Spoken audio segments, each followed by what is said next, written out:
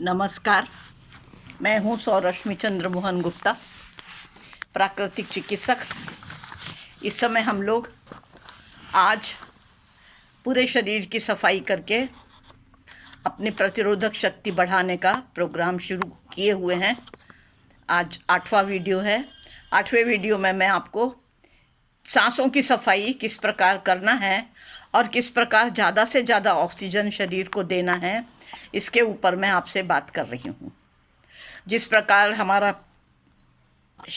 मकान पूरी तरह से साफ़ सुथरा रहता है और उसमें पॉजिटिव एनर्जी बहुत ज़्यादा रहती है, उसी प्रकार अगर हमारा शरीर पूरी तरह से साफ़ सुथरा है अंदर से बाहर से, तो उसकी पॉजिटिव एनर्जी बहुत ज़्यादा रहेगी, उसकी इम्यूनिटी बहुत ज़्यादा रहेगी। तो हम हर कमरे की सफाई करते हैं, उसी प्रकार से हम शरीर में भी हर ऑर्गन की सफाई करते हैं। आज हम रेस्पिरेटरी सिस्टम की पूरी सफाई करने जा रहे हैं और ज़्यादा से ज़्यादा ऑक्सीजन लेना सीख रहे हैं।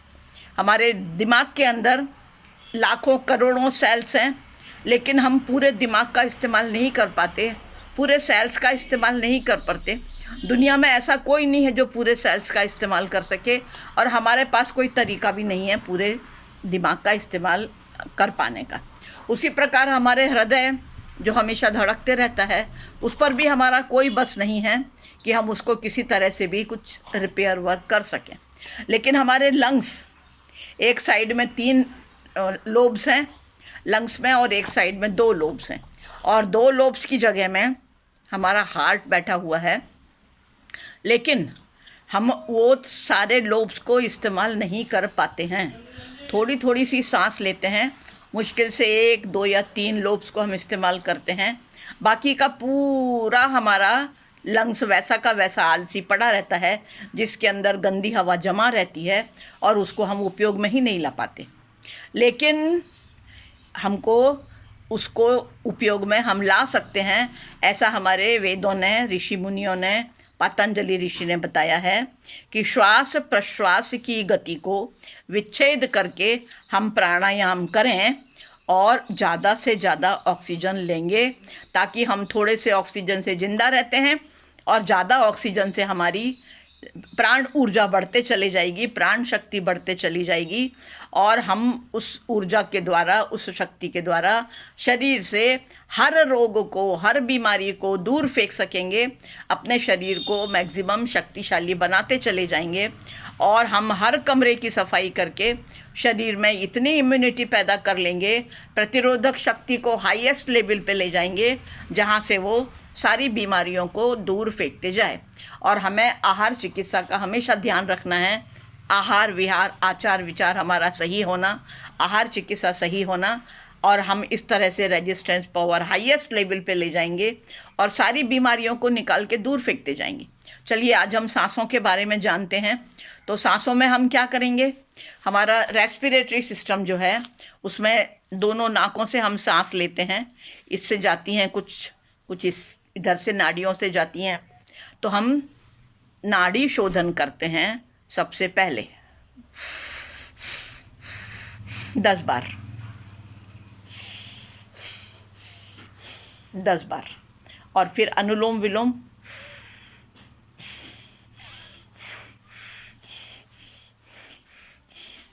और कुछ नाड़ियों को हम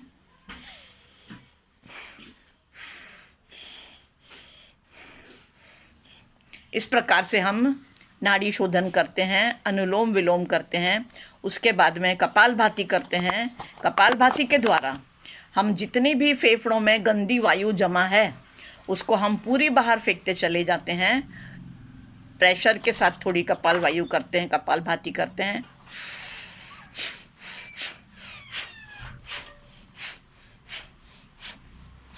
तो कपालभाति से क्या होता है, देखिए हम थोड़ी सी हवा ले रहे हैं और ज़्यादा हवा फेंक रहे हैं। इतनी सारी ज़्यादा हवा कहाँ से आ रही है?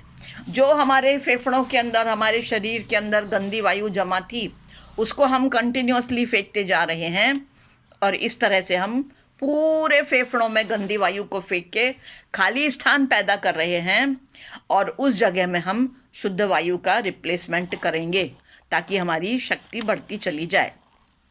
तो अब हमने कपालभाति के द्वारा खाली कर लिया है। अब हम अगली अगली क्रिया करेंगे सफाई करने की। ऐसा है कि हमारे लंग्स जो हैं वो यहाँ से हवा लेते हैं, और हमारी नाक के अंदर बारीक बारीक रोम सरीखे बाल हैं, जो कि जो भी गंदी वायु अंदर जाती है या धूल धुआं कचरा अंदर जाता है तो वो बाल उसको रोक लेते हैं। और नाक के अंदर इतने ज़्यादा ब्लड सर्कुलेशन है, इतनी ज़्यादा ब्लड सर्कुलेशन है कि जो ठंडी हवा अगर जा रही है तो उसको वो थोड़ा गर्म कर देता है और फिर ही अंदर जाने देता है, ताकि हमें उससे किसी प्रकार का नुकसान न हो। और अगर हमें थोड़ी मदद करना है, थोड़ा सा नारियल के तेल में उंगली डुबा के नस्य करेंगे, ताकि उस तेल में भी कचरा चिपकते चला जाए।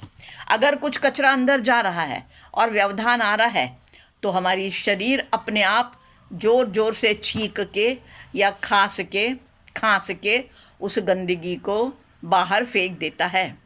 अगर नहीं फेंक पाया तो और ज़्यादा छींक आती हैं, नहीं फेंक पाया तो और ज़्यादा छींक आती हैं। और इस तरह से अगर 2, 4, 6 छींक तो स्वाभाविक हैं, लेकिन अगर उससे ज़्यादा 5, 10, 15, 20, 25, 50, 100 छींकें आ रही हैं तो ये एबनॉर्मल है। मतलब कि शरीर की शक्ति बहुत कम हो गई है और वो गंदगी को साफ़ नहीं कर पा रहा है। उस समय हमें शरीर को थोड़ी मदद देना पड़ेगी प्राकृतिक चिकित्सा की, ताकि यह सफाई अच्छे से हो सके। अगर नहीं हो पाई तो फिर पानी पैदा करेगा और नाक से पानी बहना शुरू हो जाएगा, यानी सर्दी शुरू हो जाएगी। तो हम क्या करेंगे, इस व्यवधान को हटाने के लिए हम नेति करेंगे। यह है नेति पॉट। इसमें हम 1 गिलास पानी भरेंगे और थोड़ा सा चुटकी भर नमक डालेंगे। ये बन गया योग जल।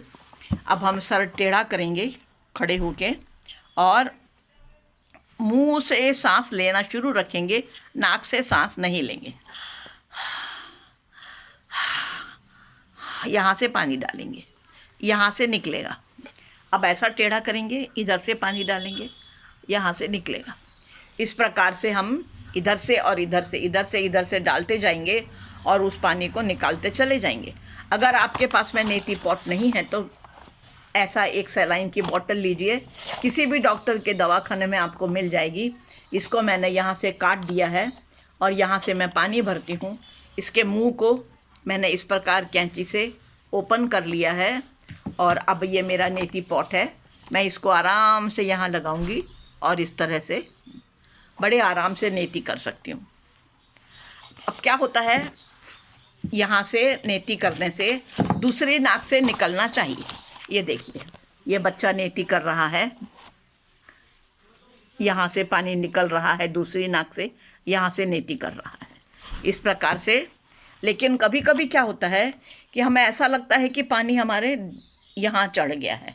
तो वो कब होता है, जब हमारे नाकों में बहुत ज़्यादा ब्लॉकेज होते हैं और पानी पूरा इस तरह से गोल घूम के निकल नहीं पाता, तो ऐसा महसूस होता है। लेकिन घबराने की कोई बात नहीं है। इसको बंद करिए और फिर इसको बंद करिए और इस तरह से वो पूरे पानी को छिनक करके बाहर निकाल के फेंक दीजिए। और आप घबराइए मत, ये क्रिया आपको करते जाना है 1, 2, 3, 4, 6 दिन, 10 दिन, 15 दिन, जब तक कि आपके पूरे ब्लॉकेज खाली न हो जाएं, पूरे ब्लॉकेज खुल न जाएं और आप आराम से सांस ले पाएंगे। और आप उस समय आपकी छींकें गायब हो जाएंगी, खर्राटे गायब हो जाएंगे। आपका ब्लड प्रेशर अगर ज़्यादा है तो वह भी अपने आप कम होते चला जाएगा और हर तरह से आपको लाभ मिलेगा। सर्दी, खांसी, जुखाम आपको कभी नहीं आएगा, क्योंकि आपने अपने श्वसन स्थान को पूरा साफ कर डाला है। और उसके बाद नेति के बाद में आप खड़े हो जाइए और खड़े होकर के फिर अच्छे से कपालभाति कर डालिए।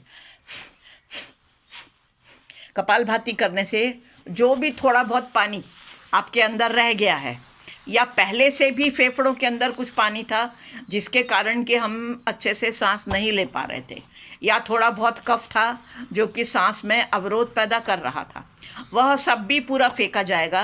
और इस तरह से आपका रेजिस्टेंस पावर बढ़ते चला जाएगा।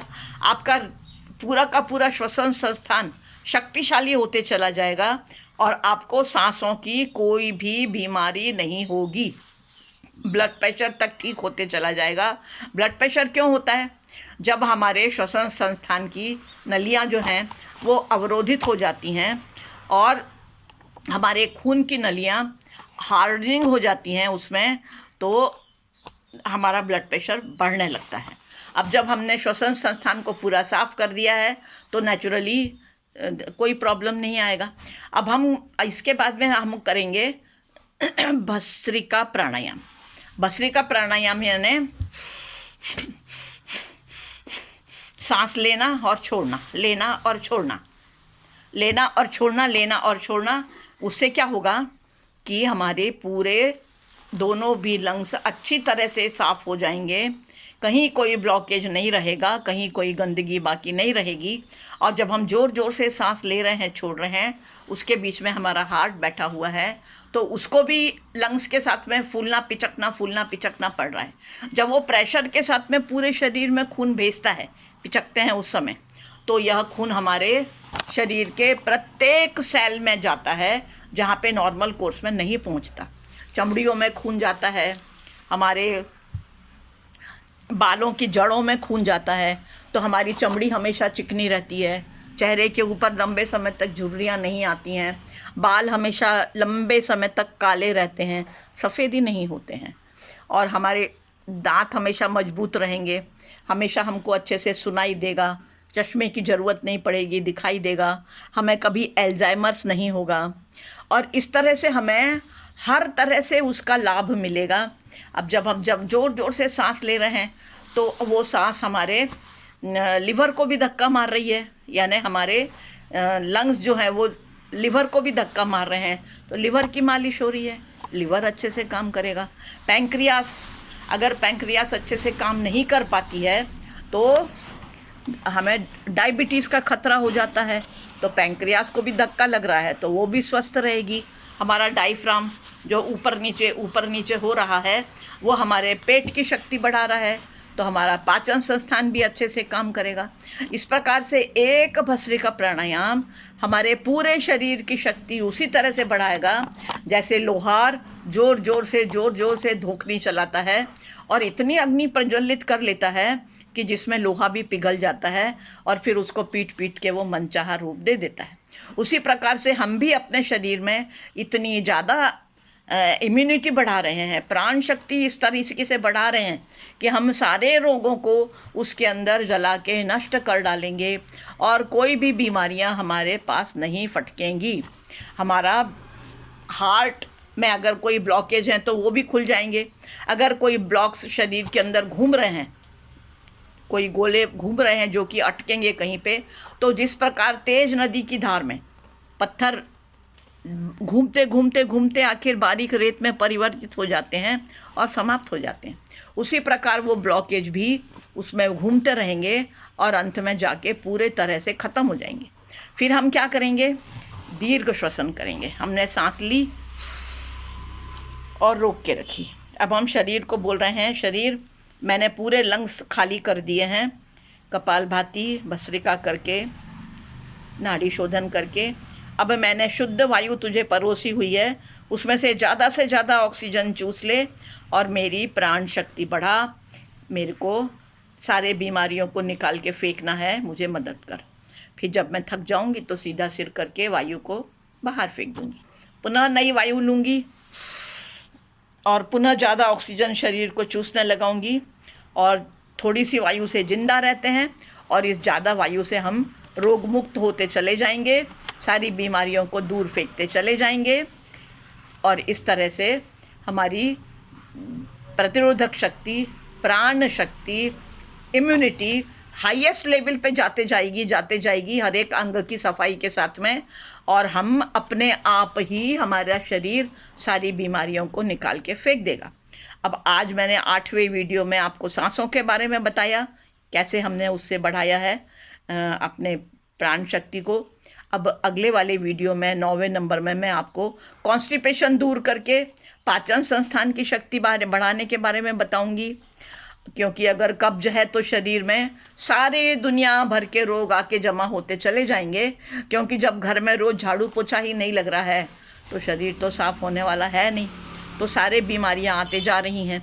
और उसी प्रकार से 10वें वीडियो में मैं आपको किस प्रकार से शरीर से पसीना निकाल निकाल के फेंकना है, ताकि हमारे शरीर का रस और रक्त दोनों साफ होते चले जाएं, मसल्स में की गंदगी निकाल के फेंकते चले जाएं और रेजिस्टेंस पावर बढ़ता चला जाए।